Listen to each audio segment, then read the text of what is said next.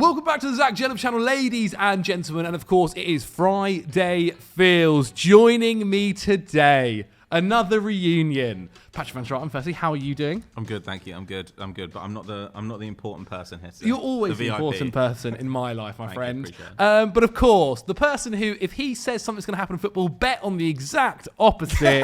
Doogie Critchley, how are we doing, my friend? The curse lives on. Yeah, I'm great, thank you. It feels very special, but also a little bit strange to be back in this surroundings. I put on one of my favourite football shirts as well, because I no longer wear them at Sky. So yeah, it feels like old times. I appreciate it. Thank you so much for coming. The original Henry Hill. Some would say. Like Henry Hill is like, the photocopied version. My so like school. slightly lower res. Not quite as good. Henry's going to hate that so much as know. well. He won't watch this. It's fine. He's going to absolutely despise that. But yes, Doogie, thank you so much for joining me today and joining us. As you guys can see with the title of this video, we're going to be looking throughout all the clubs in the Premier League this season and having a little review, I guess you can say. We'll have a look at what we've learned over this season, anything we maybe thought at the start of the season compared to now, and go through them in that way. Now, I've mixed up the clubs in different orders. We're going to start off with Brentford. Okay. Brentford, who last year obviously had maybe not the best of seasons. I think statistically were probably higher up where they should, or statistically they should have been higher up than where they were. Now, they've lost Ivan Toney, who obviously came back halfway through the season last year. Their striker signing in Igor Thiago hasn't really featured, who they spent a lot of money on. Yeah. But Johan Visser and Mbeumo staying fit. The whole squad is doing very well so far. Flecken is a completely different man now in goal. One of the best keepers in the league. How do we feel a little bit about Brentford, Patrice? To me, it's kind of confirmed my really high opinion of Thomas Frank, which is that for a long time it was, oh God, what situation are Brentford going to be in when Ivan Toney goes? Yeah. And the fact that he's got, getting goals out of Mbeumo, I don't think he's like an amazing player. I don't like him as much as everyone else does. What? But he's a good player. Really? Johan Visser. You don't think he can play for like a top six? As a backup? No, not necessarily as a backup, but he's not going to be like one of their primary attackers. As in, like, could he be the fourth man in like a 4-man attack? Yeah. What I don't think he can do is like carry an attack for the top team. Okay.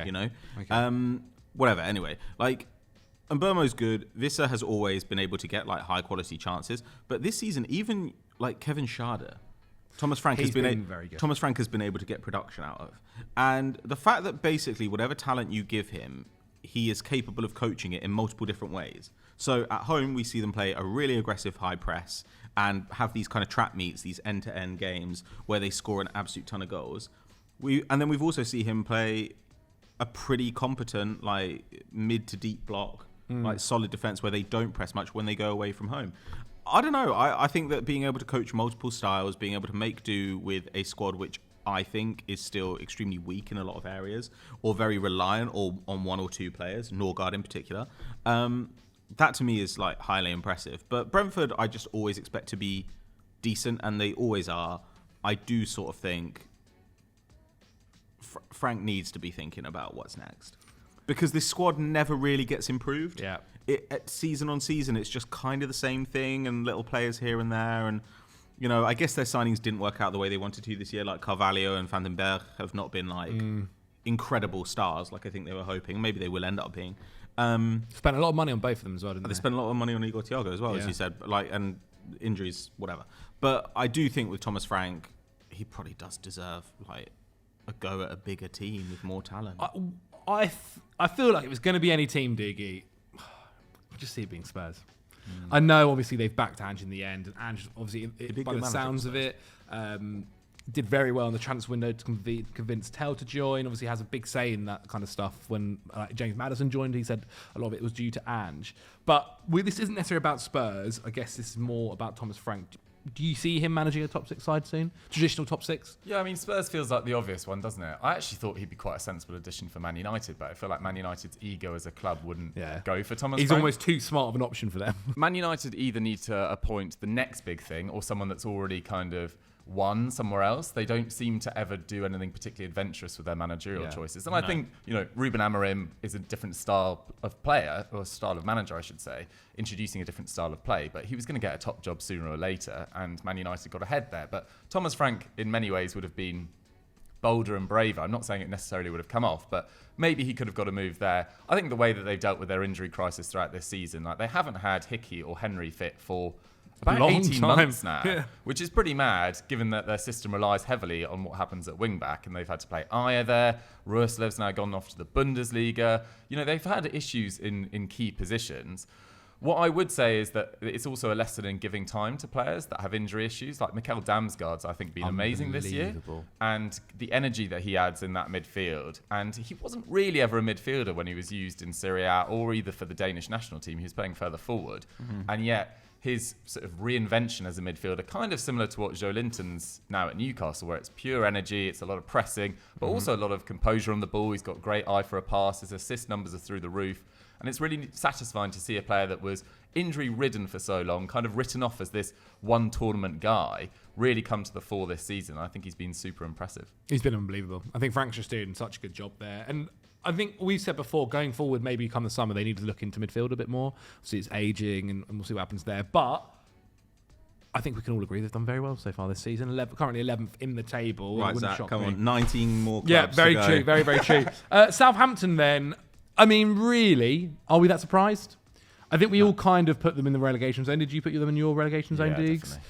And that's where they've ended up. They've tried it under Russell Martin. We said for months and months and months, maybe sacking him is the best idea. Eventually got to it. Had a little bit of an upturn at times. They've had games. They've had games where they've really battled and had good moments for half an hour, 45 minutes. But I think we're not really that surprised with what we've seen with the evidence in front of us. I think their signings, well, they obviously didn't make incredible signings in the summer. They didn't necessarily have the budget to do that, but they've not really gone on to anything, Pat, have they? No, I mean, they obviously took too long to sack Martin. Like, it was very clear at a certain point that he'd kind of thrown in the towel, I think. Juric is like a manager who's like quite highly rated by people who know. Look, I think they got promoted a bit too soon. I don't think they were really good enough to get promoted, to be honest with you. They've still got lots of young, interesting players. So if they can keep those together, then they've got quite a bright future. There are still guys there like Sulemana, and obviously, Dibbling has had like a big explosion this season. But there are a bunch of players like this all around the squad who are quite interesting. They're just not Premier League standard yet. And that's kind of fine. I expected them to go back down. They're going to go back down. I don't think it's a disaster for them. I think it's like an unexpected payday. And and if they continue to like retool with young players, they went and got a new director of football. They got Johannes Spors in, who apparently is a dickhead. That's what I've heard. But maybe he'll be good because to me, Southampton just need to stick to that plan of just like we get young, undervalued players and we gradually develop them. And if they sell Dibbling this summer, I imagine it'll be for really good money. Exactly, and I think also like the guys they brought in, even in January, were young players who I guess are for the future. They brought that in at Wellington left back who played on the weekend. It actually was pretty good. He's maybe a little bit older at 23, but still someone that's going to be there, going to do that position for a while. Like Manning was the left back beforehand, or left wing back. But yeah, I think that's kind of is what it is. They just have to. Their goal really, just don't be as worse as Derby. Yeah. Don't be as worse as Derby. That's what they've got to make sure, I think, at this point now. Will be interesting to see what happens for them. Dukester. Tottenham Hotspur. Now, we may end up spending a little bit of time with them. I know we spoke about them a bunch over the last couple of weeks. Obviously, we did the How to Fix Spurs with Ben Bowman, which was very good. If you haven't checked that out, then make sure you do. They haven't sacked Ange. They're about to face Liverpool tonight when we're recording this, away at Anfield, 1-0 up in the Carabao Cup semi-final. They're currently 14th in the league. They brought in a centre-back, they brought in a goalkeeper, and they brought in Matthias Tell, obviously a very exciting prospect in the January transfer window. But up to now, surely you are surprised at how bad they've been. Yeah, I think absolutely. And you look at their, particularly their goals scored, they shouldn't really be in the position they are. 48. But it's just so brittle in terms of mentality, in terms of how they manage games, in terms of how they cope with injuries. Like, they have had big injuries, but I don't think the drop-off, given the players they do have in their squad, should be as stark as it is. Like, if you look at that squad, under no circumstances should it be in the position it is, even missing a few key players. I do think it is a slight lesson in prepare for your worst case scenario. And in the summer, that was Van der Ven and Romero getting injured. Now, one of those is quite injury prone. The other is fairly injury prone, but has a terrible disciplinary record. It was likely that they were going to miss some games at a point this season. And when your backup is Dragusin, who looked promising last year, but has had a really difficult year this year, and your sort of fourth choice in that area is playing a midfielder who's never played at centre-back, that is just not preparing for your worst-case scenario. And Arsenal's worst-case scenario was a long-term injury to Bukayo Saka. Yeah. They haven't really prepared for that. I think City did need to think about what was going to be their Rodri alternative. They didn't really prepare for that. And in a season that in so many ways feels like it's defined by injuries and fatigue on the back of a huge international summer, both the Euros and the Copa America, expanded European competitions, you've got to be more prepared for your worst case scenario to happen. And I just think Spurs were asking for it this year with so little backup centre-back. And all throughout the January window, they were talking about forwards. I was like, you've got to get in that centre-back. And in the end, they hijacked a move for Kevin Danso, who did look good at Lens, but he was going to Wolves. And he was their fourth choice, wasn't he? Yeah, on the list. It wasn't there. It wasn't the most exciting centre-back signing. And then they were looking at Dessassi, and I'm still like, look, it's difficult to sign players to be clear backups, but it wasn't the most progressive thinking, I think, in centre-back position. And it just summed up what has been a lot of negligence in that area of the pitch. Definitely. Absolutely. Without a doubt. I mean, how do we feel Ange has handled this season then, Pat? Because he's still on the job, and I think if he was going to go, he would have gone by now. We'll see maybe what happens. Maybe they were saying, look, we'll give you to the Liverpool game. See what happens there. If you manage to do something magical, get us to a final, then we'll continue. So who knows? In a week's time, it might be a completely different story.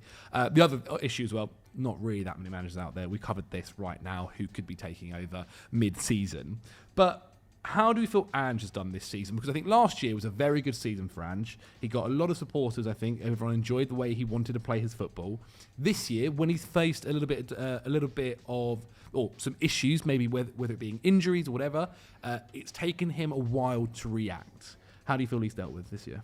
Not super well. Look, the injuries are a problem, obviously. Injuries make the team worse, and the injuries mean that whoever isn't injured gets played into the red zone. And even the best players in the world, when they're in the red zone, will not look good. I think about games this season where I've seen William Saliba look terrible, and it's normally been when the previous game was really hard. like that, and that's essentially what it's like when you've got no rotation options, right? You're playing all the games all the time. You're never at your best. You're always exhausted. So there's stuff there that he can't really help. There have been moments as well where he's changed something up tactically, like in the first leg of the Carabao Cup semi-final against Liverpool, and I think has done a pretty impressive job. At the same time, with Ange, he is so good at coaching attacking patterns. You see when somebody gets the ball on the edge of the area, how there are constant runs all around them. There's always movement and there are always options. It seems weird to me that he hasn't been able to coach a more competent defence. And you just need you need more than one gear. You can't play the same way, broadly the same way all the time. Sometimes you've got to be able to, even within a game, what Doogie was saying about their inability to control a match. That's partially a talent thing, but I do think your manager can coach it to some degree as well. And you will see them just go up in a game. I think about the Brighton one, where they had a 2-0 lead. They're completely incapable of slowing the game down and exerting some control over it. Yeah. And so it's just up and down. And to me, that is a coaching failure. That said, I would definitely give him at least till the end of the season and reassess then. Sacking a manager in the middle of the season is an unnecessary expense. Unless it looks like they're going to get relegated, I just don't know why you'd bother. Reassess in the summer, and then you can look at Frank and Iraola and whoever else is out there. But right now, I think they're a bit unlucky to be where they are as well. Yeah. They've had a lot of close games go against them this season. There have been tons of games where you've watched them and you think, okay, they look bad defensively, but the attack should have been enough to get them something in this game. And they have just beat Brentford as well, who obviously we've just spoken about how great they've been. And they probably deserve to beat Brentford. They did not deserve defensive as well. They gave up so much against Brentford. But that's what we're on about with Ange. That's Ange. That's the Spurs. They gave up 2 XG and had 0.9 or something themselves.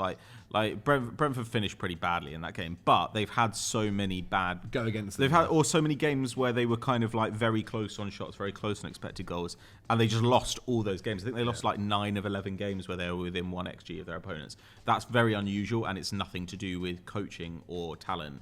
That's just kind of variance. Football. It's football for you. Yeah. But there we have it with Spurs. Guys, as well, let us know what you think about all of these guys in the comments below. We're going to move from one North London club to another North London club in Arsenal Football Club, and our review of them, or what we've learned so far this season. Obviously, Arsenal are in second place as we speak. They've just lost their Carabao Cup semi-final to Newcastle, 4-0 on aggregate. We speak about Spurs' injuries. Arsenal are picking up injuries left, right and centre now as well. Was it Martinelli? I don't know if you saw that, Pat. Martinelli's injured.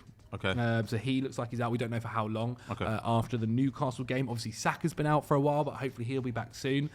We've seen injuries to Gabriel Jesus, to defenders, you name it, Arsenal have had it as well. But they are second. They are 3 points above Nottingham Forest as we speak. They are easily going to be getting top 4, I think, without a doubt. They're 6 points off Liverpool, with Liverpool having a game in hand. They play that game in hand next week. What do we make of Arsenal then, Dukes? Because I think at one point in the season, to be honest, I actually think with Arsenal, it's this all the time within their own fan base. And I think sometimes you maybe see an element of that on the pitch. I think you can see that sometimes things don't quite go their way and they react badly to that. But what do you make of Arsenal so far? I think it's not a disaster of a season. I think that's quite clear to make out. Like, yes, you can have a small dip in the league, but they still got knocked out the FA Cup on penalties. They lost to a very solid Newcastle side across 2 legs, and deservedly so in the Carabao Cup, but they qualified automatically for the last 16 in the Champions League. After a slow start in that competition, they actually reeled off a lot of impressive results. And still, I think they're on track for 79 points this season. Look, that's 10 points fewer than last year. But it's not a disaster. It's really not a disaster. And they had no injuries last year. And there's no injuries. They picked up some red cards, some of them their own fault, some of them very unfortunate, like Lewis Skelly's.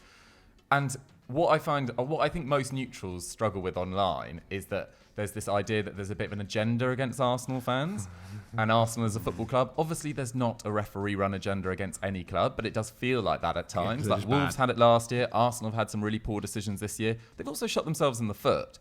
One thing that I don't think that is talked enough about is Ben White's injury. I actually think it's absolutely massive. Look, I like Jurrien Timber, but this is his first season playing regularly in the Premier League.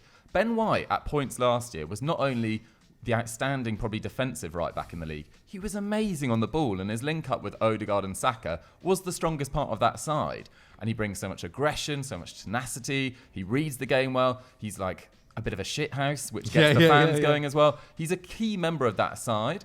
And that whole partnership, and yes, Saka brought so much intelligence and space into that partnership because he can go either way. And, you know, defenders never are really settled, and Odegaard's got that amazing vision. But Ben White was crucial in that side as well. And I've seen Arsenal fans this year say that Jurrien Timber has been the outstanding right back in the league. It's just not the case, and there's nothing wrong with that. It's his first year in the Premier League. I think he's been solid. He's a very good defender, but he's nowhere near Ben White's level on the ball yet. And I think that is maybe something that's been sort of swept under the rug. Completely.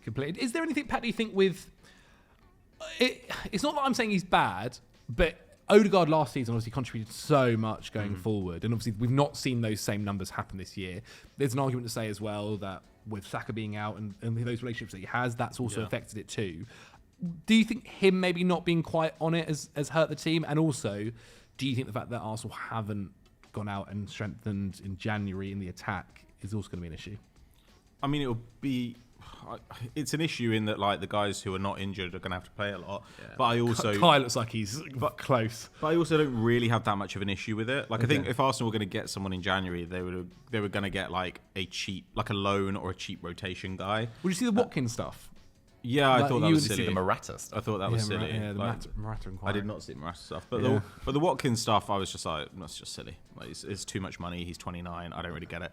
I'm never going to be accepted. I also don't actually think it was serious. It's almost a thing to bump Duran's up a little bit. I don't think Arsenal really had money to spend in January. But anyway, I don't really care about that in January because, like, as far as I'm concerned, the Premier League season's gone. Champions League is obviously still in play, but you hope that Saka comes back fit, you know, and like if everyone kind of comes back fit, then you're okay. Like Saka should be back for the later stage of the Champions League. That it's more of an issue in the last summer, where you could say like having no creative backup for Odegaard is a problem, and I think they're going to try and address that this summer. But I also do think Arsenal are kind of at the stage now where a decent player to bulk the squad out is not what they need. There's no real point Arsenal going and getting those guys now. They do kind of need to go and get the perfect guy. And they had a bit of bad luck. Like, the injuries have been bad luck. Like, Calafiori arrived, got injured. Marino arrived, got injured. Odegaard, like literally the two players you least wanted to get injured, got injured in Odegaard and Saka. Yeah. Well, and as Duke White says, White, though, I'm more positive on Timber. But, like, I don't think it's been a particularly weak area of the squad. It's been weaker when Partey's played there. But, I don't know. Like, I think as well, sometimes just like a load of bad stuff happens to you in the season. Like, when I look at the red cards, I'm like, I think one of those red cards is a red card. Like the Saliba one. Like, all the others, I'm like, this is kind of bullshit. But that happens to you as well. Like, you've just got to kind of deal with that. And I think there have been lots of stages. I think in the autumn as well, Arteta was like very conservative. Yes. When Odegaard was out, I think he was very conservative, and he's been less like that in January, like December and January. But I think that cost Arsenal some points as well. There are games where Arsenal were the better side, but played very conservatively and ended up with a draw or something. Like, so that to me is part of Arteta's problem. But like, when I look at the team now, everyone just looks tired, and I just kind of think the season's gone. It's totally fine. Like last season, yeah, injuries were like fairly good. Like, we had Timber out all season, but like broadly speaking, injuries were good. This season they're not, and so you don't win the league. Like, that's how it goes. Like Liverpool had like had incredible fitness for like 4 years, and only in one of those years did they win the league. And the year where they had some serious injuries, they dropped down to like 4. So I just think you've got to accept that it's going to happen. What I would say is that maybe this season as well will wake some teams up to squad planning. Because given the fixture congestion now, especially in the Champions League, given the injuries we've seen, which I think the injuries have basically determined the league this season. Not just injuries, but, like largely injuries. I think a lot of clubs are going to say, oh, we've got to find a way to build a broader squad going into next year, because even if it's just using academy guys more, because clearly the season is now too long for the size of squad that we are used to having. Pep's idea of 15 core players not happening anymore. Yeah, like Conte. Contismo is like kind of not going to work anymore. Is there anything, Doogie, with obviously, as you mentioned, out of the Carabao Cup, out of the FA Cup, they are in the Champions League. We kind of feel like maybe the Premier League is just out of reach this season. If they end the season with nothing, is that a very disappointing season? It's a disappointing season. I wouldn't say it's a very disappointing season. Like, no club has a God-given right to win trophies, and Liverpool have been really good this year. And, there's a chance that Liverpool pick up the Carabao Cup as well, maybe the FA Cup.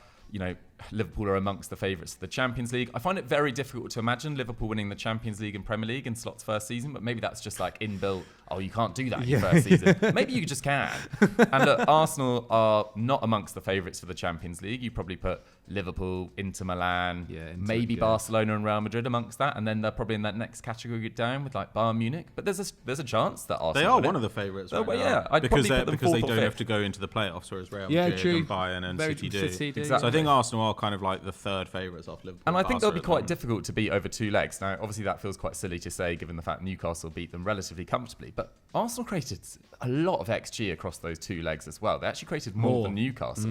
And if they take their chances better, even if Odegaard's chance last night early on with his right foot hits inside the post rather than the outside, it could be a little bit different. So I think Arsenal can't be written off in the Champions League. But as I say, no one's got a right to win trophies. They've only won one in the Arteta era, which was with a completely different team. And they're building towards a better future, like Saliba being 23, Saka being 23. Even Rice is still only 26, and this is his, second season at a really top club, playing week in, week out, and the pressure that comes with that. Like, there's no reason for Arsenal fans to panic, but it just does feel like online, their fan base are just so unnecessarily panicked. Yeah, I think when you get to some of the big clubs like Arsenal, Chelsea's one of them, United, they're online. They've got so many fans compared to others that it's just, I don't know. I think you take it with a pinch of salt. But they're children as well. I think that's a bit. But equally, like, look, Arsenal fans, I'm sure, are like bitching and moaning today about going out of the Carabao Cup. But at the same time, if Arsenal won the Carabao Cup, but a distant second in the league and don't win the Champions League. Yeah. Those exact same Arsenal fans will say that it's a disappointing season. Arteta should be sacked. So, like, the idea that, like, the trophy rescues the season, I just think is bollocks. Like, we had years of winning the FA Cup under Arsene Wenger, and every summer people were calling for him to get sacked. So, I don't know. It just feels like there are some Arsenal fans who just, like, love being annoyed and who just always think things should be better. Fundamentally, Arsenal are now one of the best teams in the world. Like, having not even been one of the best 5 teams in the Premier League, before that for a while. Like, just enjoy it. Stop whining. No, I think that's fair enough. From a North London club to an East London club, West Ham so far this year. Quick review of their season. Hired Lopetegui, made some interesting transfers. Some of them fun, some of them not so fun. Got into a decent way through the season, decided Lopetegui, you are no more. Graham Potter, welcome. That was the good part. Getting Graham Potter in, I think. Like, they couldn't. We spoke about West Ham a couple of times throughout this season, and it's a surprise. I didn't think they'd be anywhere near as bad as they were under Lopetegui. It obviously just didn't gel. He did a horrible job. He did an absolutely awful job at building an attack, at building a defence. His defence was ridiculously just bad. Couldn't settle on an 11. Yeah, exactly. But he couldn't coach pressing. He couldn't do anything. But for like, a guy, classic, like, obviously, Guillaume Balaguer probably still thinks he's done a really good job. But he hasn't. He's terrible. But for a guy who I guess was maybe more known as a defensive kind of coach, did such a bad job at it with West Ham. And we sat here a couple of times and thought, looking at their squad, it's not like awful. No. It's not bad at all. And I know they did have an injury to Jarrod Bowen for a couple of months, which didn't help. And we saw him obviously come back against Chelsea, which was really positive. But they're at least now in a position where I think they can build from. Like Graham Potter, say what you want about his time at Chelsea, that's fine. But I think really, if you take any of the kind of Chelsea bias aside, he is a good manager who is one that is progressive. Even Chelsea fans shouldn't disagree with that. And you know what? I think Chelsea fans do kind of agree that he is. He did all right at Chelsea given the circumstances. But he's a progressive manager, someone that will build the team to what I think West Ham fans want. West Ham fans eventually got to the point with Moyes where they weren't happy with this, like the way the football they were playing. They wanted to kind of have a bit more possession of the ball, pass it around a lot more, be a lot more kind of attack-minded first. And that's what Potter can build you. That's what Potter, I think, will try to do with his West Ham side. I think right now he's just getting them stable. And you saw that against Chelsea. It was about going deep block, back 5. And they did a really good job of that. It made that game against Chelsea really difficult. I know they lost it in the end, but they did a very good job if you look at the reality of how that game went. Also under him, they've had a couple of wins as well now. I think it's just they're at a point now where their season kind of starts. And Jarrod Bowen's back, right, Diggy? What do you think? Yeah, I think they can build into mid-table. I mean, my point for what we've learned from their season so far is I think Lopetegui needs to consider where his next job is. I think he maybe needs a stint in sort of mid-table La Liga or potentially even the Primera Liga. Like Bruno Lage has gone to Benfica. Like he could get a job like that and maybe rebuild his reputation. It looks like Valencia might go down in La Liga. Maybe he's the guy to take them back up. But it really wasn't. Stylistically, it was a mess. Selection-wise, it was a mess. And also the rumours coming out, like The Athletic did that report about his relationships with the players, and it just felt pretty broken. And it does feel like West Ham, along with Spurs and United, well, particularly Spurs, actually, you look at that squad and think it just should be way harder than it is.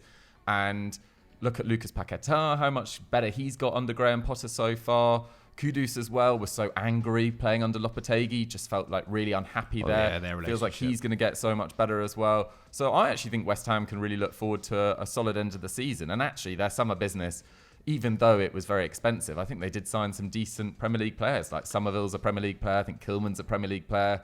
And so they can look to the future with a little bit of more optimism, really. I expect them to finish pretty comfortably. Well, they're only 4 points off Brentford, who are in 11th. West Ham currently sitting in 15th. They play Brentford this weekend, which is going to be a super, super exciting game. But I think now really is where we see West Ham's season begin, and we'll be very intrigued to see where it goes. From West Ham to another relegation candidate, Wolves. Wolverhampton Wanderers. Currently the team above the relegation zone on 19 points. Leicester City in 17 points. You mentioned Wolves sacking their manager in O'Neill. What do we make of Wolves, Pat? I know we spoke about them a couple of times. We annoyed a couple of Wolves fans, that's for sure, with the disrespect to Cunha, possibly. But what do we make of Wolves? What have we learned about Wolves? What have we learned? I don't know if we've learned much at all. Like, I mean, this is the thing. They've had Cunha, who's been playing really well, and then Larson, who's also been pretty good, and they're still in this position where they could get relegated. So, I mean, what it tells you is that the team is pretty bad and has been coached pretty badly. I think one of their January signings, Agbudu, I think, is a really good signing. And has looked good so far. That's a real get. Like, he's 27, so like it's not going to last forever, but you're going to get probably 4 years out of him. I don't know. It kind of feels they've done this for a long time, where they would rotate their talent, and it felt like it was gradually getting worse. Now I don't think that's necessarily true, because if they can keep Cunha and Strand Larson together and they can stay in the Premier League, that'd be great. Plus, they got insane money for Pedro Neto. Yeah. Who's dreadful. So I don't know. Like they I've seen this online. I mean, I'm not wrong. We're not on Chelsea yet. I'm not wrong. I don't know, man. Like, I don't know what to tell you. Like, they're just like not that good. Like they're still kind of a boring, not that good team. Like they've taken some gambles on talent. Like they're always bringing in young guys, Portuguese guys. So like maybe some of those guys will explode. But like, I nenever really know what Wolves are up to. I never really know if they have money or not. They say they don't, and then they'll go and buy like 5 kids for 5 million each. I can't really get a sense of like what their plan is. Like, do Wolves just want to stay in the Premier League? Do Wolves want to like push up and like be competitive for the Conference League places? Like, can they do any of this? I just don't know what their strategy is, and it just feels like, well, at some point they'll lose Cunha and they'll lose their 1 or 2 good players, and they'll just get relegated. It kind of feels like post Nuno going, they've not quite had a full sense of who they are, what they want to do. And I mean, it kind of feels inevitable that Cunha will leave in the summer, surely. I know he signed a new contract, but it depends on the prices. Exodus. I think there's quite a few players that would fetch over £40 million, which is, again, such an example of the gap between the Championship and the Premier League. If Wolves, with these £40 million players, Ait Nouri, probably João Gomez, Cunha, they're still, 1 point above the relegation zone, or at least in the relegation mix. And I watch that as a fan of a Sunderland who have potential to go up, and just think, how on earth are we supposed to compete if clubs in the Premier League, like Bournemouth, are buying FC Porto striker Evan Nilsson for £40-50 million? There's Cunha at Wolves, and they're still struggling to this extent. Like, the gap is absolutely massive. So I wouldn't be surprised if it's a while before a newly promoted side does stay up. It'll be interesting to see. And the other thing that we've learned about Wolves, got to get a new goalkeeper. They've got to get a new goalkeeper, that's for sure. It's our time okay, from one relegation candidate to another, Leicester City. I mean, we kind of covered them there, I think. This was a Leicester side who didn't spend a lot of money in the summer. What they did spend it on was an awful signing in the Spurs midfielder, Ollie Skip. I was going to call him Ollie Scott for some reason. In an awful signing on Skip. They've had then injury issues to Fatawu, who's one of their strong players last season. That's been negative for them. And then they've changed manager. And honestly, there's a chance they could change manager again. Yeah. They had already changed manager as well. Yes, right? Exactly. So like they changed manager. They've now changed manager twice. And it could do a third time. Although Maresca wasn't really their fault, I suppose. Sure. Yeah. But it genuinely feels like Van Nistelrooy, I don't know, he's not gelling that well. Well, he's only ever managed PSV and Man United, which is a completely different kettle of fish to managing a relegation-threatened side. Like at PSV, he had Cody Gakpo and Xavi Simons, and Madueke was there. And they were one of the most entertaining and best sides in the league. At Man United, he took over after the misery of Erik ten Hag and got a few wins. Like, that was always going to lead to a little bit of a boost. And now he's at a Leicester squad that just don't have very good defenders, or at least very quick defenders. I actually think it's always the speed of Leicester's centre-backs. Yeah. Like Vestergaard and Wout Faes, I don't actually mind them if all you want them to do is head and clear. But if you get them in wide open spaces, you are in serious trouble. They brought back, is it Harry Suter, the centre-back? He's come back from loan this January. Not quick either. Yeah. I mean, their defence is an absolute shambles. They've got the second worst defence in the league. Their defence was bad, like back in the autumn. Yeah. And it has got worse. Like, at the moment, anyone can play through their defence. It's so easy. Like when we played them in the autumn, it was like laughable how bad the defence was. And it is significantly worse now. It's like when West Ham were trying to press early in the season. You know the game against Chelsea? Yeah, where they had no idea. Which I think is one of the worst defensive games I've seen like this season. It was absolutely staggering. They went to press and like Chelsea would just play one pass straight through the middle of the pitch and Jackson was in on goal. Like that is what it is like playing Leicester right now. But Leicester just have a really, really bad squad. that is what they have. It is. They're It still genuinely is. reliant on Vardy. Like Fatawu getting injured is a rough one for them. Yeah. It really is. But like, Buonanotte was like he wants to leave after coming but in. even he's like an interesting player. He's quite exciting, but he is raw. Like he just shoots from anywhere, and like he's not a guy who's going to keep you in the Premier League. Like he's like an interesting talent to have. You don't want him to be carrying your attack. You want him to be like an associative part of your attack. So I just look at Leicester and I'm like, where's the talent here? Like the midfield is horrible. The defense is horrible. The attackers are Vardy. Like I'm just like, what is this club? Yeah. It's Also, not good. you lose 4-0 at Goodison Park, a place which hasn't been had great morale recently. You concede after 10 seconds. I'm sorry, that there cannot be a more morale-sapping result than that. It was just horrendous. And same for the thing for Ipswich, losing at the weekend to Southampton as well. Like that, they're all three, I think, are just doomed, I'm afraid. This stuff pisses me off as well because like these clubs will go out and spend like 25 mil on a player in the summer, and people like us who like talk about this stuff publicly will say, well, I wouldn't have spent that money on like Oliver Skip. And the fans of these clubs will be like, how dare you? I think it's a good signing, because they always want to defend their club. And then they're the ones who, you know, come January, they're like, why are we so crap? Like, why is everyone playing through us all the time? Like, oh, this is so bad. You're like, if you defend all the bad signings, you can't then be surprised when they turn out to be bad. Like it just seems silly to me. Like just accept the fact that your club makes mistakes. You got to have hope. sometimes. You got to have hope, I guess. I know, but that is why you're bad. I Like, was it's the arguing same- a lot with a Leicester fan that their squad, he was saying that their squad was mid-table and was underachieving, and I was like, it's just not. Hey, squad was mid-table. Yeah. Wow. Why is that more comforting to believe than to accept like than to say like we got promoted like And didn't strengthen enough. and didn't really strengthen Well, enough none of the money to and at lost all. our manager Yeah, and brought literally. in a manager who plays a completely different There's style. also no shame in being relegated from the Premier League. Like, Exactly. The standard throughout the league now is really, really high. That's why the Liverpool's points tally probably won't be that impressive. It's why Arsenal have taken a drop off. Like there are some very Exactly. good mid-table sides now. Every team in the league, pretty much bar the three teams that came up, has at least one player who is a Champions League quality player. Like almost every team in the league has a Champions League quality attacker. You know, you think about the teams like Wolves. Wolves have one. Couldn't you? Yeah. Wolves have one. Brentford probably have one. Like all these teams where you're just like, how they're not that good, but they've all got like at least one or two really, really good players. And then you look at like Southampton's squad, or you look at Ipswich's squad, or Leicester's squad, And they're, like, you're good players, and you're like interesting You're like, players, who's but- the star here? Who's the star that like Chelsea? Well, maybe not Chelsea, Liam but a Delap. serious team like Liverpool. Like who would they take in their squad without a shadow of a doubt from those clubs? And you're like, is there one? Is there one? Yeah. We might as well then quickly finish then on Ipswich if we're going to get all the relegation candidates out of the way. I think for them, surely they all fans were like, look, we're happy to be here for the year. We're going to enjoy this. I think out of all of the three promoted teams, they've been the one that's been more interesting, had a bit more fun.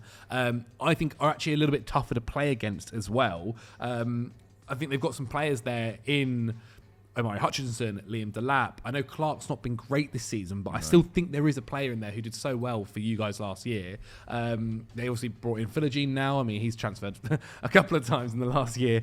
But I think they are the club who, if I had to say, which one is going to stay up if they can, I'd put it on Ipswich. But you are right, Duke. After that 2-0 loss to Southampton, it does feel like any momentum they might have had is kind of falling away. And again, if they go down, they might be in a little bit of issues with players being taken from them to come to the Premier League. Not quite the Champions League quality ones just yet, but won't surprise me if Amari moves, if Liam Djellab moves. I do think Alex I don't think a year in the Championship's the worst idea for Hutchinson. Yeah, I would true. have thought Djellab would probably stay in the Premier League. But they almost created like a Championship super squad in the summer. And fair play, because they'd only been in the Championship for 1 year. So they were able to buy the best of the Championship. And Sammy Smodics will be great in the Championship.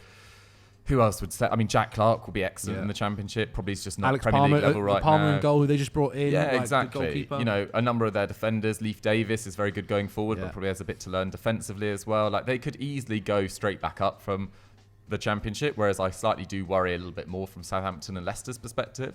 So I think Ipswich, look, I think they've given a good account of themselves, particularly in the early stages of the season. Yeah. But their 2025 has been really poor, which is where you kind of expected, like Luton around Christmas time last year, January time, started getting results, and there was a bit of a feeling, maybe these guys can stay up. And then they dipped, whereas Ipswich have dipped earlier. and it feels like this might be difficult to get out of. Yeah, I mean, they'd need a slight change in results coming soon. They do have coming up in their next couple of games, whilst it's loading on my iPad, they've got Coventry in the FA Cup, then Aston Villa. So that'll be an interesting affair. Okay, on to our next team to talk about, Palace. Palace is a bit interesting because obviously they... Coming into the season, people had a lot of positive things to say. I think if you look back at the predictions we did, we believed we really liked Nketiah. We spoke about Nketiah last week. We thought that was a good signing. Didn't quite say it was going to be the one to replace Elise, and I think that's where the issue's been. You've seen a really big Elise-shaped hole in that Palace squad. Took them a little while to get used to it. They moved to a 3 at the back. They then had Trevor Chalobah doing very well there. He eventually gets taken back from them. Yeah, that's rough. But Ismail Assar, I think, is starting to have a little bit of an upturn. Eze, who they've got from the Championship, I think is a good signing. Lacroix's been great. And they are kind of now getting back to where we thought, I think. What do you make of Palace, Deegster?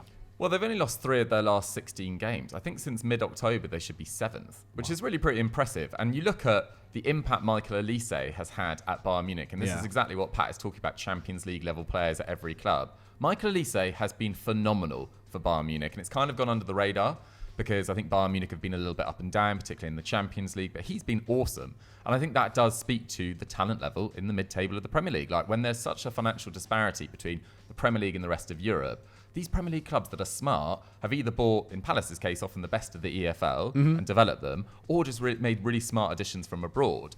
And look, Palace, I think, have done exceptionally well this season to kind of right what looked like it was going to be quite a difficult ship. Like Mateta didn't start the season in particularly good form. No, he didn't. Obviously, Eze, I think, has had a really disappointing year for him personally. Like, looked so ready for a top 6 move. He really hasn't been at his best this year, I would say. But given that Chalobah's been taken back, that they've had to integrate Chris Richards, who's played really well in the last few weeks as well, not really felt Chalobah's absence as much as you maybe expected as well. Henderson's been very solid in goal. I think they can be really pleased with how they've got on. And it just does speak to, again, the standard of manager lower down the Premier League as well. I think Ole Glasner's an excellent boss. Oh my God, yeah. Jesus Christ. Like it's so... The level in the Premier League now is quite frankly ridiculous. And from player and manager, coaching staff, it's an absolute joke on what they're doing at the moment. And yeah, who else? Did they bring anyone else in January? I know they obviously brought in Eze. I swear they brought Ben Chilwell. Ben Chilwell as well, which is nice depth. Hopefully he gets back to playing some football because being frozen out. But he knows that. Like he knows that formation perfectly. Like he did that. That was what arguably his best time when he was. He might only start playing sort of late March or so because he hasn't played for 6 months. But he's a good backup to Mitchell and such a different style of player to Mitchell as well. Obviously, so good going forward but weaker defensively. Mitchell's the complete opposite. So hopefully it works. I think they're on this upwards trajectory now, aren't they? It'll be interesting to see where they finish in the table. But they'd rather that now than going on a downwards one like they were at the start. Over to the top of the league then, Liverpool. What have we learned? Slot's pretty good. Yeah. Slot's a pretty good manager, I think, by the looks of it. He, understandably so, because based on what we've seen, whenever you see such a iconic manager to a club, like when Wenger left, or like when Alex Ferguson left, I think it was understandable if people thought that, Slot's going to find this difficult. He's going to take over this Liverpool squad. He's going to find this tough. It's his first time in the Premier League. He's going to find it tough. But he's done a really, really good job. And I think one of the best things he's done, he's not come in and gone, I am the man here. I own this team. You're my team now. Like, who's Klopp?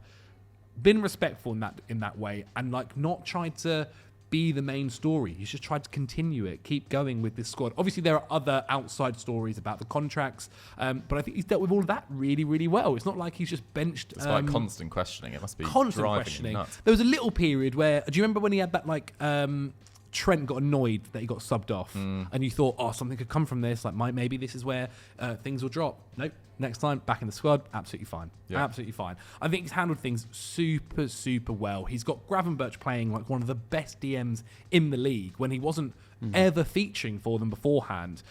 He's got Salah. He's continued the continued giving Salah the best opportunities. And he's just gone into that squad, and rather than going, okay, I'm going to implement my system here, I'm going to do this, he has definitely changed it slightly. It's not so gun-ho and end-to-end. It's much more controlled. But I think even if it looks like they're in the league, he'll end up being manager of the season. He genuinely will. This was such an unexpected turn, I think. And I understand why. But what a job he's done. It's not the only man. I mean, Sonia Pompostador at Chelsea Women as well has replaced Emma Hayes, and everyone always like it's impossible to replace the club legend. These two managers have done excellently at just proving that kind of wrong, and full credit to both of them, because Jurgen Klopp was Liverpool for that period. Like, he was such a massive personality. He was arguably the biggest managerial personality in the Premier League since maybe peak Jose Mourinho. Like, he really did create so many headlines. He was such a character. So to come in with your 3 best players out of contract and improve a lot of bit part players, like Cody Gakpo's gone to a new level this year as well. And there has been challenges. You know, Konate's had injuries, Alisson's had injuries, Jota's had injuries. Yeah, maybe not as crucial injuries as Arsenal in contrast, but it hasn't been, it was on paper not an easy season, and he's made it look incredibly easy. 3 defeats at this stage? You know, we're recording this before Spurs. Look, it's super impressive. League. 1 defeat in the league as well. I mean, yeah, the praise can't really be high enough, apart from just saying how much he's surprised all of us. Especially with some downfalls from players as well. Like, I don't mean to stick the knife in too much, but Andy Robertson's had a really difficult season, and he was a crucial member of that Klopp system for so long. And it's not just this season; it's been maybe more like 18 months. But you're missing a key weapon who is now a little bit of a liability in your side. Yeah, and he also like other little players as well, but like Curtis Jones performing really, really well. The only player I'd say maybe he's not quite been able to develop under him just yet is Harvey Elliott, but had injury issues. I'd say Szoboszlai as well. I'd like to see more numbers from him as well. I know that his pressing is relentless, but I just don't think that signing's worked out how I wanted it to. And maybe that's a selfish thing, because I did rate him so highly at Leipzig. Yes, okay. But I think Liverpool fans, maybe if you asked a Liverpool fan, they'd say, well, he's working so hard. He's doing everything for the team. Yeah, completely. Okay, that is Liverpool. Let us know what you guys think in the comments below. Over to West London for Fulham. Fulham Football Club. They're sitting 9th currently in the league, and this is a team where we weren't 100% sure how their signings were going to go. We all liked Emile Smith-Rowe. I know, obviously, Henry absolutely adored it, and rightly so, there was a cautiousness about his injury record and what would happen if spending their club record fee on someone like that who could end up missing the majority of the season. He hasn't so far, and Marco Silva, I think, continues to prove, Pat, that he's one of the most underrated managers in the league. Yeah, I think Fulham have been pretty good this season. I think they're better than their position would suggest. Like, if you look at their underlying numbers, if you look at their expected goal difference, if you look at expected points, if you put any stock in that, like, they're better than their position. And when you watch them, you kind of see why. Like, they're a problem for everyone, especially at Craven Cottage, which I think is a horrible ground for especially the bigger teams to go to. Yeah. Because it's a really small pitch. And, obviously the fans are down really close as well.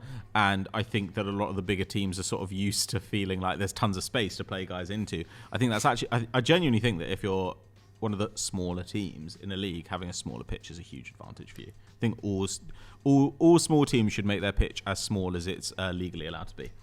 I'm serious. It always blows my mind that in football that you're allowed, to change the parameters. It's not regulation. It's not like everyone's pitch is this. Like, you don't do that with a tennis court. Yeah, it baffles me that. But when you're defending, that's exactly what you're trying to do, right? Yeah, when you're defending, you're trying to minimize space. So you might do this by having, 2 lines of 4, by playing like deep block, mid block. You use it by trying to squeeze attackers against the sideline, because obviously they can't go out of bounds. Like, all those sorts of things. Having a small pitch, I think, gives you an advantage with that. But Fulham, I think, have been a really good side this season. Like, the defense is still question mark. But like, the attack is pretty good. The press has been very aggressive at different stages of the season. To be honest, I think this is like what a great season looks like for Fulham. I don't like in an ideal world, maybe they'd have got a few more bounces and they'd be a bit higher up, and maybe they'd be like Conference League football is possible, something like that. Not like impossible. Sure, but like you'd want to have an advantage at this stage of the season, given how you've played. Because some other teams around you have like had injuries or whatever. During those periods, you needed to rack up a bit of a difference. Lost to United recently as well, not great. But I've been, no one should be losing. Terrible no one should be losing to United under Ruben Amorim. My eyes bleed. Okay. But I just think that like Fulham are pretty good. They're pretty fun to watch. They're just a good Premier League side, man. Like it's very, very funny to watch Fulham when I think like, wow, this is like what the mid-table is in the Premier League. Yeah. This team, I think like 10 years ago, or a bit more. They'd have been like a team like this would have been like 6th or 7th. Oh, sorry, I thought you meant literally Fulham. You think about like the Swansea team that finished 6th. I mean, they were actually crap though, but like But you think this Fulham team, relative to those like upwardly Stoke mobile finished middle like teams, ninth 3 years in a row. yeah, like imagine like this team is much better than those. Like plays a higher standard of football, and yeah, I do think Marco Silva has always been mistreated a little bit. After his Everton time, He's very ambitious, he gets very... which always goes against him. Like the way he did Everton and Watford and Hull, all those moves was always seen as a bit like, oh, he's too ambitious, etc. Why not? Why not? He clearly thought he was better than all those clubs, and he's proven himself to be better than all those clubs as well. And look, like Everton have been a mess in terms of managers over the last few years. I think that's fair to say, but they've still had Marco Silva and Ancelotti. It was really their transfer business that was holding them back, whereas they've sort of calmed down on that front. I think Fulham, look, we did an X Space at Sky this week, and we spoke to a representative of every Premier League club, and it was quite interesting speaking to Jack Collins, who's one of the key Fulham voices, and he was like, Emile Smith-Rowe's slight dip in form's kind of gone under the radar. And Lukic and Sander Berg being out has affected some of their form recently as well. They're now back as well. I think Alex Iwobi's been sensational. I think he's been absolutely sensational. Like, he's so good, would have an outside chance of Team of the Year sort of vibe. No, I think you completely agree. And again, if you go back to and this is one of the best ways I think to look at it, but go back to the start of the season, nobody had them top half of the table. No. Genuinely, nobody had them top half of the table. I had them 17th, I think. I thought they'd really struggle with that, Polinia. I think I wasn't. Yeah, I probably was very close to that as well. Okay, on to our next club, Newcastle United. 6th place at the moment. Had an unbelievable Christmas time. Their December and early January was very, very good. They obviously until more recently when they got smashed by Bournemouth, who we'll get onto in a little bit. But there was a stage, Diggs, when I guess people were talking about like Eddie Howe, should he stay? Like, are they have to think about somebody else? Obviously, they didn't have a great transfer windows because they couldn't really. They had to sell a couple of key assets as well. Well, not key assets, but probably people who they'd rather keep in Minter and Anderson. But we've seen Alexander Isak stay fit for a decent period. We've seen him become one of the best strikers in the world. Yeah, I think is probably fair to say. Deserving of wanting to play Champions League football. They're becoming a very, very difficult opposition to face, especially if you're away at St. James as well. What do you make of Newcastle? Where do you have them? Where did you think they were going to be at the beginning of the season? And are they probably about where they are? I can't quite remember. I think maybe 8th. I think it kind of speaks to one of those things that we never really talk about on podcasts like this because we can't and we don't have any data for it. But it really speaks to the spirit of that club because they haven't really been able to strengthen for a long time now. There's been speculation around Bruno Guimaraes. There's been speculation around Alexander Isak. They've had huge injury issues like Harvey Barnes hasn't been able to play for the last month. Callum Wilson hasn't been fit. That back four that was so, you just knew exactly who was playing every week a couple of years ago when they finished in the Champions League. Like Trippier's been phased out. Botman's had injury issues. Pope's been injured in goal. They've had to kind of rebuild their midfield around Sandro Tonali. That took a little bit of bedding in. And yet, they are a little bit more up and down in terms of results than they were a few years ago. But given everything that they've dealt with as a club, and I can't believe I'm saying this as a Sunderland fan, but given where they thought they'd be with this takeover of Saudi Arabia and where they've actually ended up in reality because of PSR concerns, I think Eddie Howe's done a really, really good job to kind of manage the situation almost because expectations were so much higher than where they've got to. Yeah. But actually, where they've got to is a brilliant achievement given the sort of limitations of PSR. Yeah. I mean, their defensive record as well, like considering with the injuries, isn't like terrible, as mentioned, with such key players being out. And going forward, they are just scoring a lot as well. I think if I think back to, I can't remember the exact predictions, but I think back to the beginning of the season, I think around 8th, 7th is probably where people had, and they're currently sitting in 6th, but between like 4th and 7th, there's like a 3-point swing in it between all of them. It is ridiculous. It would be remarkable if Isak was able to keep up this form, given the fact he's played virtually like every single minute. So I do think they might have the potential to drop down slightly lower before the end of the season, and you might see a club like Villa, who whilst I'm not crazy about their signings, still have a deeper squad than Newcastle in attacking areas. I do think that ultimately costs you, and players like Longstaff and Willock, etc., in central midfield just aren't as good a depth options as you'd want for a club chasing Europa League. And as good as he's been, and this is not saying he's been bad at all, Murphy, who's obviously playing on the right, been very good this season. Yeah. That is someone that is just screaming for like a better player, isn't it? I mean, it's been about 4 seasons of that, Yeah, and now we've also Amorim gone as well. He's been kind of sensational, though. Oh, he's been unbelievable. Really I agree. I think he's been better than Gordon.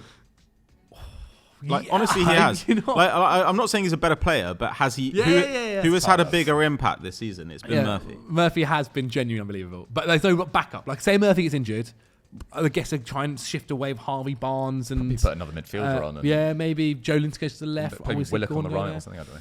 Yeah, but I think fair enough. For Newcastle fans, they will be quite happy at the moment, especially now through to the final. I mean, that's the thing. If they win the Carabao Cup, I'm leaving the country. I'm actually not. I'm coming back from a stag do on that Sunday. I'm going to be stinking hungover, and if they win the Carabao Cup final, I'm going straight back to Bristol. I mean, if they win the Carabao Cup, it doesn't matter where they finish. It's the best season ever for them in 50, 60, however long it was, years. Okay, then, to Manchester United FC. Jesus.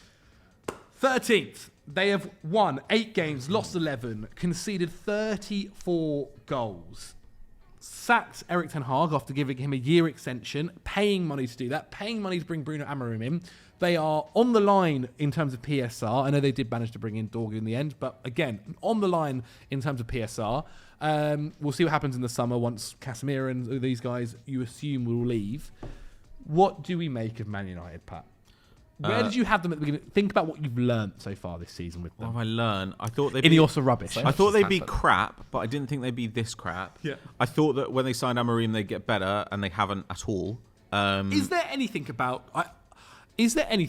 giving a little bit of criticism to Amorim? Yeah, of course. I feel They've been every dreadful. time I've brought this up, I'm always shut down that it's like, well, it's not his team. There's He's some big come in defenders in the awful. WhatsApp group. And that the fact that he said, look, we're going to don't suffer. understand We're going to suffer, so that means we're going to have to all accept. I think us his losing. honesty has meant that people are just like, oh, he's so honest. And I respect the honesty. I think fair enough. Like I do agree. Rather that than a manager coming in and being like, I'm going to bring us back this season. I completely respect that. But I'm sorry, they can't However, do that's not an anything. excuse. They can't build play. They can't build out of the back. Like Completely they agree. literally don't have any patterns. That so many of their goals have been given up through incompetent passing play out of the back. And people always say, "Oh, well, it's the keeper's fault for doing it, or it's the defender's fault to do that for doing that." No. This is a phase of the game you can control and you can plan. Right? When you know that you're going to have goal kicks in a game, right? And you can understand. Okay, well, we need a player here, we need a player here. Like, this is how we build play out from the back. And yet, every time they do it, they seem like they're doing it for the first time. You know, you will see Onana go to someone and they pass it back to Onana, and Onana plays it out to the corner flag and it goes back to Onana and he goes long. Like, it's the same thing again and again and again. And I think they got worse in lots of ways after Ten Hag left. Like, I think Amorim is probably a better coach because Ten Hag thinks it's rubbish. But, like, they have not played well basically at all. There was the City game where they were the better side in the end.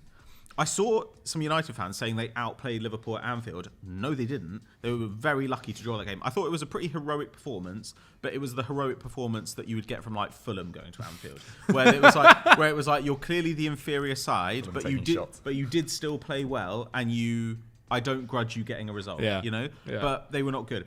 Arsenal win the FA Cup at the Emirates. They gave up so many chances. They could have lost 3-0. Like, it was kind of ridiculous. So, like, I'm yet to see them really play particularly well. And it does just feel like whenever the other day, when Brighton were going to Old Trafford, I was like, I'm going to put that game on because Man United will lose. Like, not a shadow of a doubt in my mind that they would lose. And they lost. And I was just like, not surprised. And were really bad. And I was just like, not surprised. Everyone wins, like, though. every time Bournemouth. Every time they play a competent team at Old Trafford, you're like, they'll lose this. Yeah. And they do, without fail. Forest. So when I look at them now, I'm kind of like, this team is like, it's like Ten Hag's team, but with Djellab playing. So it's like, so it's not better, but it feels a bit better because Diallo's pretty good. Completely agree. But I don't know. I've got to say I've been kind of shocked at how little progress they've made. Yeah. Now, I'm not saying they will never make progress. And, you know, yes, of course, there are extenuating circumstances. Like, I think Dorgu will help. But the idea that, like, you bring in a left wing back and everything's going to be fine. Some Dorgu also from not Lecce really a left as wing well, back who played half his minutes at right wing this season. And he's 20. Like, this idea that you're going to do that and it will radically change everything is kind of ridiculous. There are so many coaching problems at the moment as well that need to be fixed. So every manager in the league gets it, apart from Slot, even when he deserves it. Every manager in the league gets criticism. but apparently we're not allowed to criticise Amorim I know. after he's been in the job for a couple of months, and United have been beaten by literally everybody who could beat them. Yeah. They have been beaten relentlessly. Like, honestly, you just watch them get the shit kicked out of them at home by lower mid-table clubs, and deservedly so. Like, they play Palace, and you're like, you look at the score at the end of the game, and you're like, oh, did United get unlucky? No, they didn't. They were absolutely battered on expected goals, and they deserved to lose. That is shocking. So, I've got to say, like, you obviously persist with him, you know, like you completely, of course, you've got to just give him time. But when people say, oh well, you know, like people go through tough periods, you know, like look at Ange is going through a tough period at the moment, or remember what Arteta's Arsenal was like, you know, when they started off. Like Arteta's Arsenal was a lot better than this. Yeah, without doubt. And like you look at the worst periods for like Emery at Villa, and it was better than this. Like, and even Ange right now, there are more extenuating circumstances than there are for Amorim at United, in my opinion. But it also is concerning when you're looking at players who I feel like last season, right? At the end of the last season, we all kind of went, Højlund, exciting prospect. I feel like he's regressing. Mm-hmm. That's what we're seeing now. We're seeing Euro, really exciting prospect, regressing. If all these young has he regressed? Okay. Like, Well, he was good last year, but I think a left centre back. Good last year. It was good in league. I think a left centre back and back three, he's really struggling. Sure, I really agree. I agree, but like there's stuff there where you're like, what can you do? Like, I do think he's just got to basically be like, Højlund just plays. Like, he does just need to play Højlund all the time, even if he doesn't like him. Better than Mainu. Yeah, the idea Højlund's that, getting is Mainu going to be apart. But is Mainu at centre forward going to be your long term solution? Is it far? No, yeah. So like, yeah. So at a certain point, you've got to say Højlund is young, and he actually didn't play centre forward that much at Atalanta. You've just got to give him minutes there. It looks like they're going to sell Garnacho, which is very, very funny. Because Garnacho is one of like players? three players I would be bothered about keeping. I don't know. I just think now Martinez is out long term as well. Like, but I don't really think the injuries are enough to explain it, because even the squad is rubbish. But is the squad worse than like a lot of the mid-table teams who are like? Is it this bad? Is it worse than knocking Palace? them about? Is it worse than Palace? No, exactly. There's still a lot of talent in there. I actually look at them 13th and think it's. And when people are like, people are like, oh, you know, like he doesn't have the talent to play the way he wants. Maybe you play a slightly different way for a bit. Like, that's my idea. Thank you. Like, I've just had this idea. Completely agree. Like, maybe we play differently. Oliver Glasner does not always want to play back three. He's played back four in the past, but he looks at his talent and he's like, I think we're going to play a back three here, guys. Completely agree. Every manager does this. So the idea that it's like, well, what's he meant to do? He only knows how to play one way. It's like, he's not a rugby coach coming in where he's just like, why don't we have 15 players out there, guys? Like, you're allowed to play different formations. And he should look at his talent and say, and we said this. you know, we don't. You know what? We don't have like the 3-4-2-1 guys right now. So maybe we do play like 4-3-3 or 4-4-2 or something. Like, we're just going to try something else, and we will change it. Yeah. That's normal. Like, I just don't understand the idea that like, what's he meant to do? How's he going to survive? Like, Antonio Conte was playing a back four with Napoli earlier this season. If Antonio Conte is like Antonio Conte, for whom the back three is almost a fetish, is like, I will play with a back four. But Ruben Amorim is just like, I'm actually very experienced at sporting. Like, come on. Like, you're in a league now which is chock-a-block with incredible managers and full of talent. You basically come up against a good manager pretty much every week in the Premier League. Even when you play Ipswich, it's not like their manager's a joke. He's good. They were looking at him. So the idea that you can just be like, no, I'm just going to do what I did at Sporting CP, the third best club in Portugal. No, I'm sorry, but like, it's all very nice that he comes out and he kind of jokes, and I do like the way he talks to the press. Like, I think that is a really big part. It's going to be a big part of keeping him in the job. But I think they've been terrible so far. And honestly, when I watch them, I think, is there any evidence that this is getting better?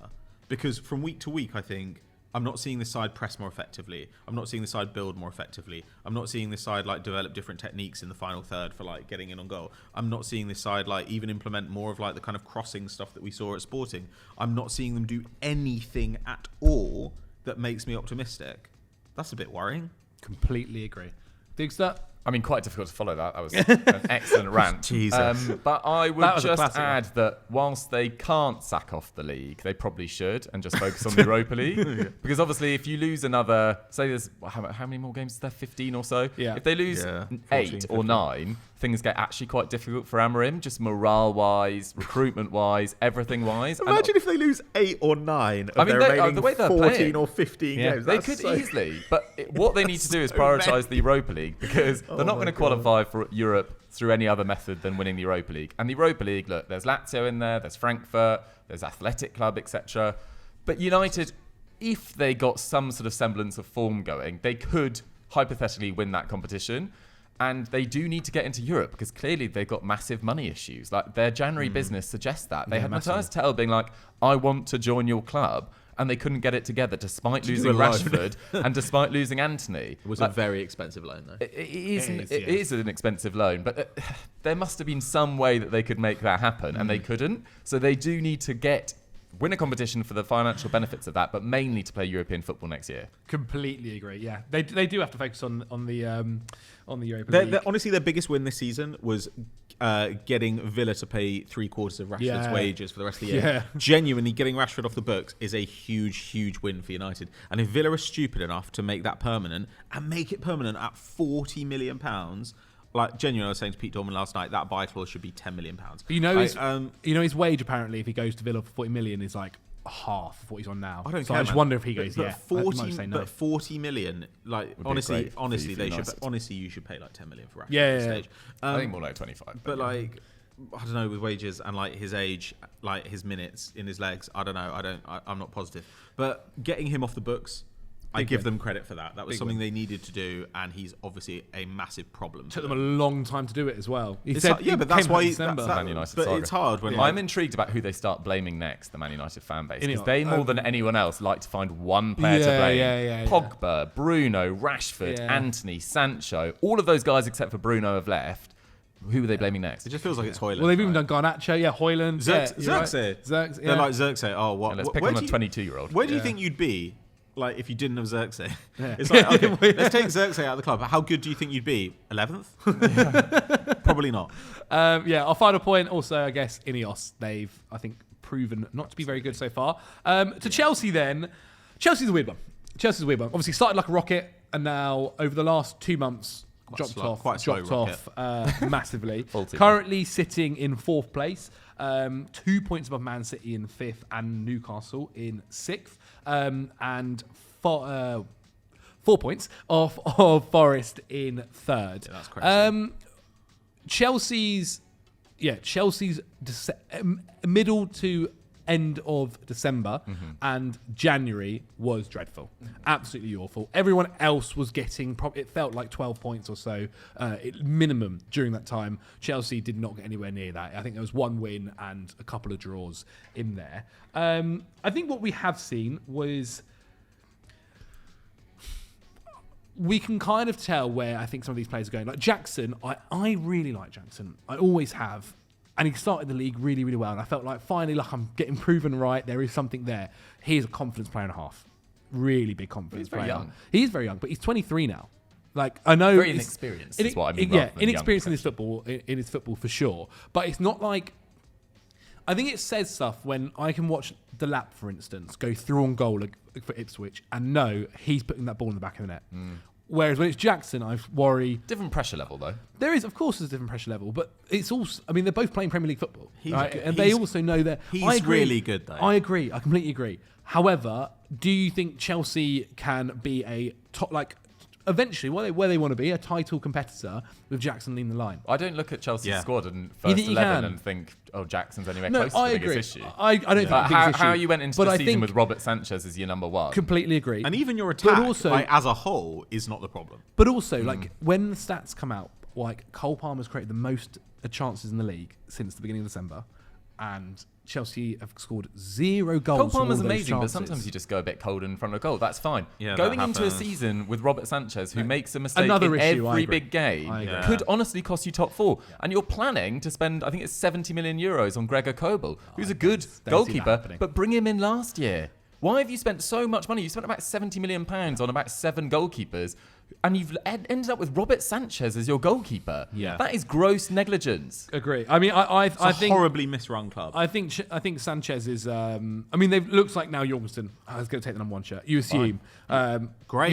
You'd hope after how About things 4 have months gone. too late. I think that's where Maresca's kind of let himself down, and these like taking too long to do decisions. I think one of the things that he was really good at the start of the season that he suddenly stopped doing until we saw against West Ham was making like proactive Early subs. He used to, if he didn't like something that was happening on the pitch, he would take the person off and bring someone else on early. Then there was that period in December, January, which coincided with this. Obviously, it wasn't just that, but he'd then wait until that. You know that classic thing managers will sometimes do. It'll be like, okay, wait until the 75th. Then we'll bring someone on. They started doing that, and it makes no sense. Especially because all the research suggests that aggressively subbing early is something that you should plan to do. Really? Especially when you're a better team and your backups are better quality. Yeah, Okay. it's like then your players can run their asses off for 60 minutes. Yeah. And you put on another couple of guys, especially in Chelsea's case. Like Christmas, before the season, if you'd said Chelsea are going to be in the top 4, like come February, how do you think it would have happened? I'd probably be like, they'll be okay. And then like Palmer will be insane and Jackson will just finish a lot. And then I think that over Christmas, when everybody else drops off because they're tired, Chelsea can basically rotate half the 11 and still put out like a pretty high quality Premier League team. And that just didn't really happen in the end. It's just like so the one advantage that Chelsea's moronic squad building actually has, which is that they have loads and loads of depth, has not been used really because it's just like, no, Sanchez just keeps his place come what may. And we don't really, we signed Pedro Neto, like, who's not good. You don't use Dewsbury Hall. Don't use Dewsbury We'll Hall. loan João Felix to Milan. Exactly. Well, I'm fine with that though. Like, why bring him in the first place? No, I agree. Sure. But all that kind of stuff, you just think, I don't know. To be Are they honest, better with you, now than they were last season? Yes. no, not really. But like, I think they're much better. But I think also though, if you just distributed these results a bit more evenly over the season, we were more like, because a bunch of these bad results came over Christmas. Now everyone's like, what's wrong with Chelsea? But actually, when you look at where Chelsea are, I think they should be pretty happy. I also didn't think in lots of those games you were like a disaster. Yeah. Like City have had disastrous games. I've never really seen Chelsea losses and thought, wow, that is troubling. Actually, the City game. Yeah, the City game. I thought, but that was where I just thought Maresca just got kind of cooked. Yeah, he was. Well, he just wasn't aggressive enough in that. But I still don't really. You've got to be happy with top four. The press is weird. I don't see the plus value that Maresca's giving. The Chelsea the press. I do in the fact that I think Poch, there was no game plan. I think Poch's game plan was genuinely get the ball to Palmer and let him do something, which is fine. Like, it's okay. It got us to sixth. I think under Chelsea with Maresca, there is definitely a game plan. I feel like I can watch Chelsea and know like they are trying to do this. Their wingers are trying to stay out wide. They are trying to they're trying to create space, so on and so forth. I think where in this December period we've lacked is like, I know people moan about this a lot, about clinical finishing is really, like, we've seen chances missed. The West Ham game, for instance, like Noni Madueke not getting out a shot on target. Happens to everyone. I agree. I don't know whether Chelsea are better this season because the players signed under Pochettino are now a year into it and feel more comfortable, or whether Maresca is a better manager. Like Caicedo, Enzo Fernandez, Madueke, Cucurella was pretty good under the latter days of Poch, but like all these players that you signed before the current window, like your business recently is still looking pretty nuts, but because there's been enough time and development into these players, they've got better, and I think the side has got better as a result of that. But of your summer signings, again, very few have made any impact into the first team this year. With that, we've seen except for playing in the Conference League, we've seen which some is of them useful, move on, haven't we? I mean, what will be? Look, you are right, Pat. You are right. If you said to Chelsea fans at the start of the season, come post halfway, with you said 15 games left, you are fourth, and you're above Man City. You're above Man City, Newcastle, and Villa.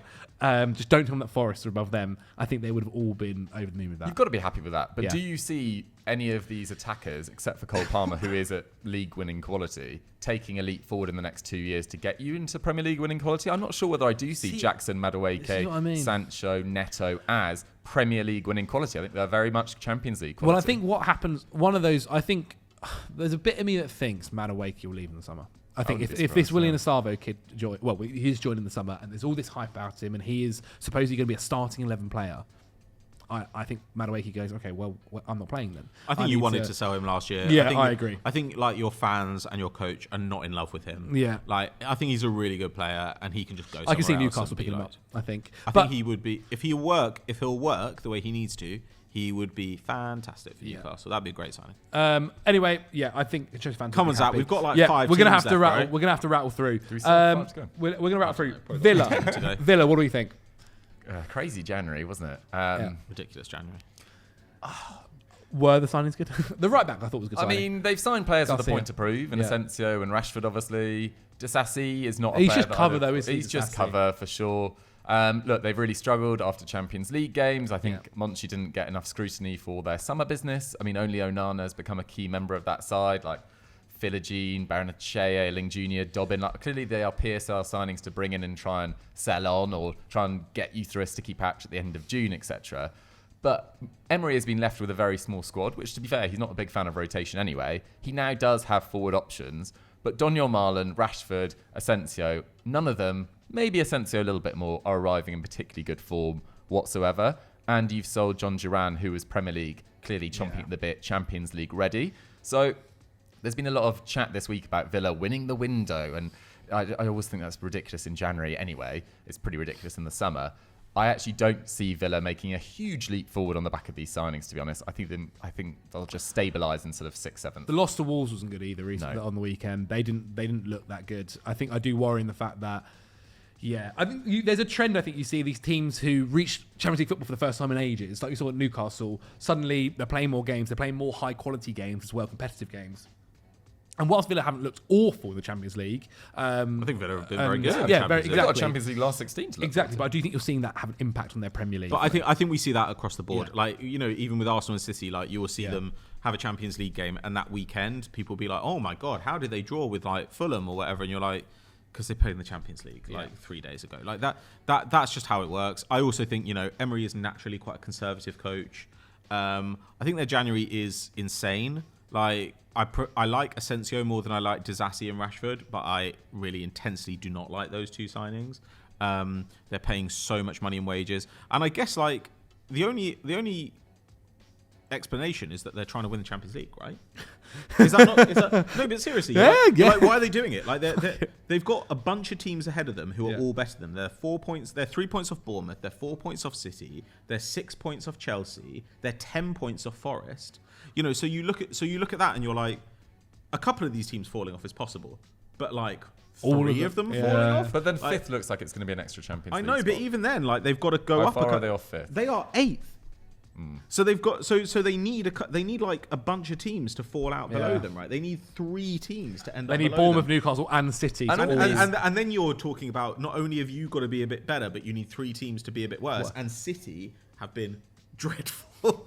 Like, so City are probably not going to be this bad for the rest of the season. Like, there's stuff like that. So Bournemouth have already had their injury crisis. Like, so the only explanation to me is like they go try and win the all Champions out. League, and like fair enough, like try and win the Champions League. I just would not have done it with Marcus Rashford, and I would not have done it with spending like 600k a week on these players who they shipped Diego Carlos. They basically swapped Diego Carlos with Disassi. Is that an upgrade? They're also Who knows? none of their January signings. Maybe Asensio over Leon Bailey. I don't think any of them are in their first choice 11. Yeah, like I agree. Rashford is not starting over Morgan Rogers in the form he's in not on the at left hand side. Even Jacob Ramsey Does started Rashford playing really well on the Marlon, left hand and they side. got Marlon as well, who's like kind of the same thing as Rashford. Yeah. like Like a Honestly, pacing behind why have they guy got with 2 of no these guys? creativity. the only is Garcia. Right Okay. back, maybe. I mean, I haven't Right seen a lot back. of it. This is just over like Cash. this is like you know, when you see like kind of micro influencers be like, oh my god, like I'm going on holiday this summer to the Kingdom of Saudi Arabia, like apparently it's amazing, and you're like, oh, I wonder how they got the idea to go to Saudi Arabia. Like that's kind of how I feel with this. I'm just like, did agents ring up Monchi and they were just like, do you want a nicer house? Do you want a nicer house, Monchi? Like, we're going to buy you a surname. Like, I just don't think that, like, I just don't understand it. These moves are just insane to me. Well, we'll see how it works But out the for them. genius, the diamond eye, Monchi, the greatest sporting director there's ever Who been. butchered He has it at been, Roma and was terrible yeah. at the end of Sevilla. We'll see what Exactly. happens. We'll see what happens with him. Okay, we're going to have to really go quickly before we get kicked out of here. So, Brighton. They'll never kick us out of here, Zach. You just buy this place. Brighton. I'll give Monchi a call. Brighton, 10th at the moment, had 10 draws, most draws in the league. again, started really well, kind of plateaued a little bit, stabilised it just about. They've then got smashed by Forest, 7-0. That, I think, was a big learning curve for Hurtsler. Because for him to come out pre-match and go, because he obviously played a very attacking side, and go and be questioned, why are you doing this? He went, well, we're just going to see what happens. Yeah. And then found out quite quickly. 5 forwards and Hinchelwood is not necessarily the best cover for your defence. Exactly. And found out very quickly, I think. Hurtsler might lose his job in the summer. I'm not saying he deserves it, but like they are clearly trying to keep this group together, right? Yeah. Like I don't think they turned down 90 mil for Mitoma. I think either that bid didn't happen or Mitoma said no, and they were like, we'll take the hit and say it was us. Because why would you turn down 90 mil for your 27-year-old who, when you've got about 12 amazing forwards? But I think that now, if you're keeping that group together in order to see what they're capable of, then if Hurtsler isn't delivering like next season, that's a problem because you can only keep them together so long. You maybe get 2 to 3 years of trying to go with this group of players, right? And if Hurtsler can't do it, you just need to get him out now because otherwise your window closes from 2 or 3 years to 1 or 2 years, and then it goes to 1 year. So like, I think in a way they signed Hurtsler and thought, oh, he'll be great immediately, and they might now think he maybe needs just a few more years. Developing, like maybe he doesn't. Maybe by the end of the season things are picking up and you're like, right, okay, we're going to go again. But if things are still like this, up and down by the end of the season, I think Brighton have basically got to say, well, then we might as well sell some of these guys, because we're not going to get in the Champions League with them because our manager just isn't quite there. He's still developing. I think that they've basically got to unify their plan. So they've either got to say, we continue to be what we always are, we develop young talent, and we try and get better season on season, or we're going for it. And if we're going for it, then you go and get a manager who can win now. That'll be a very interesting end of the season if they did that. The squad is so good. The attackers are so good. Their defence is poor, though. Defence is really poor. Lewis Dunk's had quite a drop-off. Yeah, massive drop-off. Yeah, but there's still lots of talent there. And, they go out and get another centre. They wanted to get Vitor Reis. They'll probably go and get a young centre-back in the summer and they'll be fine. They've had always injury issues as well. Stupiñán's missed a lot of games. Weefer's missed a lot of games. March, who was a brilliant player last year, has missed a lot of games. It's been challenging at points. Yeah, Djellab. Okay. Well, you almost got in Dinger, apparently. That would have been a crazy sign. I think that was just to make sure Watson. Man City. Obviously, you mentioned huge drop-off. 5th place. Title out the window. Can they get Champions League football? What do you think their signings, Deegs? And if you can keep it into within 60 seconds, that'd be amazing. I wasn't wowed by any of their signings. Even Marmoush, I didn't think was a natural fit for a City system, if I'm totally honest. But maybe what we perceived City's style to be is actually just completely evolved beyond that. Look at their signings like Nunez, Kovacic, etc. It's clear that Pep is going for much more transitional players and ball carriers, which Marmoush can do pretty effectively. Nico Gonzalez is best as an 8, crashing a box. He's not necessarily the defensive midfielder that they needed either, but he could potentially play alongside Rodri. He's also 6'2", pretty physical, and is a body that can run, which is what Man City needed more than anything else in January. Look, they've conceded 4 or more goals on 4 occasions this season. Man City's best seasons, like the Centurion and the year after, were built off an amazing attack with David Silva and De Bruyne pulling the strings. Then they went really defensive for a few years. Never really conceded more than 30 league goals in a campaign. And now their defence has been all over the shop. Conceded more than Man United. It's crazy. They've conceded more XG already this season than they have in any full season under Pep. It's nuts. Absolutely. So do you think what we've learned is their squad planning / Their squad planning's been terrible for ages. They just got really lucky. Yeah. No, they didn't have crucial injuries. No. What happened in midfield for them. And that actually is something that people have been talking about. Now that people are saying it, a load of fans are like, well, you weren't saying this before. Actually, quite a lot of us have been saying that for about 2 years. Yeah. That they've been steadily getting older. They've been steadily getting slower. They've been getting fewer guys who take shots in the attack in favour of creators. Yeah. Dribblers. Fewer good pressers in attack. Haaland dependent. So then you look at an attack and you're like, why can't they press the way they used to? Oh, well, they're playing Haaland and Doku and Savinho. It's obviously not going to be as good as it was when they were when they had hard-working grafters like Jesus or Alvarez even, Nottingham Forest, Pat. Bernardo Silva should have been sent off against Arsenal. Nottingham Forest, 6 seconds. Great. I don't think they're as good as they look. I think they've been a little bit lucky at stages of the season with going up kind of early on. However, I do think that it's a really good fit of talent and coach. Like, he's just got them playing like a really smart kind of Portuguese style, right? Which is like they defend deep and they can counter, and it helps that Wood is just having a great season. Like, I don't know. I think they bought a bunch of shit for ages, and I think they didn't even know how it was going to fit together. And fortunately, they've got a manager who's come in and said, "Oh, I can use all these parts to do exactly the thing that I like to do." And I don't know whether that was luck or judgment, but it's great. I love seeing Forest flying, man. Like good for them. I do think, like I say, I do think their position is a little better than they are, but I would still love to see them like make Champions League football. Like, why not? So every time, and the Brighton game, Brighton played into their hands, but it was very funny. Yeah, I mean, some of their signings, very funny. As you said, whether they plan them or not, but Murillo looks pretty good, along with a few others as well. Doogie, Bournemouth.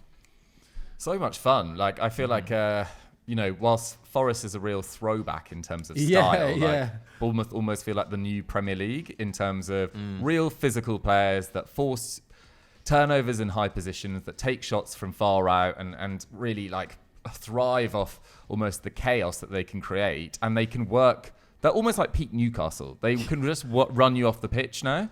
And massive credit to players like Ryan Christie, who was bought as like an attacking midfielder, a kind of floaty winger, and now is an outstanding central midfielder. Lewis Cook's done really well there as well. And then they've signed excellently at centre-back for like 2 windows in a row, which just gives you so much depth there as well. And I like the fact that Kepa's having a bit of a remontada in goal as well. He is. Their recruitment's been incredible. And I think maybe arguably the biggest thing we've learned, I guess, is Iraola's the next big one, isn't it? Iraola and Semenyo, like and these Justin guys. Kluivert as well. Like, you don't play in every top league unless you are either obsessed with moving house or haven't done very well at any of those clubs. And it was the latter. Like, he just wasn't very good for a long time. And now, he's probably running very hot, but he's striking the ball very cleanly. I think up until that Newcastle game, all of his goals, apart from one, came from pens. And then he just decided, I can now shoot from outside the box really well. It's gone very, very well for Bournemouth, and Iraola's very, very good. Final one, I will give it to Everton. Everton, obviously, started the season okay going forward, not so good defensively. Sean Dyche then kind of sacrificed going forward for defence, and ultimately it cost him his job. We weren't big fans of the sacking, because I think Sean Dyche at least definitely kept you up. However, the second they went and got David Moyes, we were fans of that. I think that's a fair enough guy to bring in, and it showed that I was not a fan where of that. he was. I mean, he's got them playing better. He's got them defensively sound, and he's getting them creating chances going forward. David Moyes He's is also that using some of the players that they signed. Yeah. Like Jake Yeah. O'Brien Yeah. and Lindstrom and players that have played well at other clubs. Like, Exactly. Dyche just refused to use any of the new players that were bought for him. The Lindstrom one was a really weird one as well, because it felt like he was a really Dicey good signing guy, for them. yeah. And Dicey guy. And even Like though a they massive guy. Yeah. and even though they have had injuries, like McNeil getting out. And Beto was great at Udinese. Like, he deserved more than 10 minutes a game. And now he's back, by the looks of it. He's back. So they have their forward line fixed. And so, I think for them, now it's just about staying up, and they'll do that with David With Moyes, ease. won't they?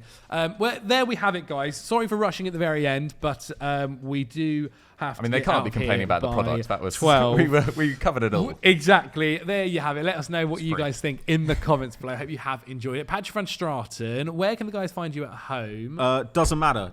What matters is that today is the publication day for my wife's book. Incredible. Hey. So, This Immaculate Body by Emma Van Straten.